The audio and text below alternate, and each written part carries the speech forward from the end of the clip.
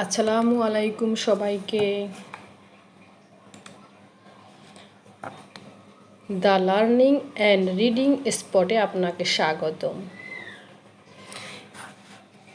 Spoken English হচ্ছে এমন একটি কোর্স যেখানে আপনি স্টেপ বাই স্টেপ ইংরেজিতে কথা বলা শিখতে পারবেন।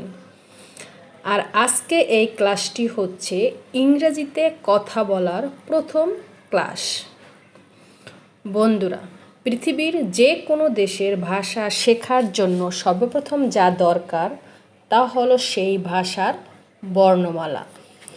বর্ণমালা শেখার পর শিখতে হবে শব্দ বা শব্দের অর্থ।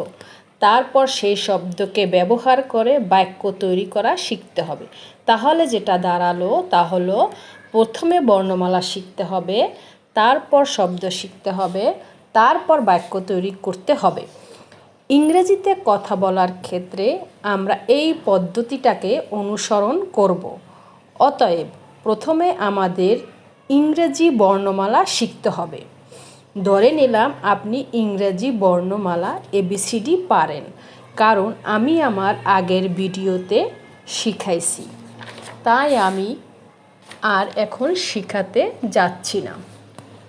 তাহলে আমাদের প্রথম ধাপটা কমপ্লিট। এবার তাহলে আমাদের শব্দ শিখতে হবে। তবে আমাদেরকে কি প্রথমে অনেক শব্দ শিখতে হবে? না, যে শব্দগুলো সহজ এবং বেশি ব্যবহার হয় আমরা সেটাই শিখব আগে। আই মানে আমি, MY মাই মানে আমার, আই অর্থ আমি, MY মাই অর্থ আমার। এরপর হলো ওয়াই ও ইউ, উচ্চারণটা হলো ইউ অর্থ তুমি। ওয়াই ও ইউ উচ্চারণটা হলো ইউ, বাংলা অর্থ তুমি। Y O U R your অর্থ তোমার। Y O U R your অর্থ তোমার। এরপর হলো HE হি, হি অর্থ হলো সে, ছেলেকে বোঝায়। SHE শি, সে, এটা মেয়েকে বোঝায়। এরপর HIS হিজ অর্থ তার, এটা ছেলেকে বোঝায়। HER হার, এটা মেয়েকে বোঝায়। ME মি অর্থ আমাকে। ME মি অর্থ আমাকে। OWN ওন অর্থ নিজের। OWN ওন অর্থ নিজের। OWN ওন অর্থ নিজের।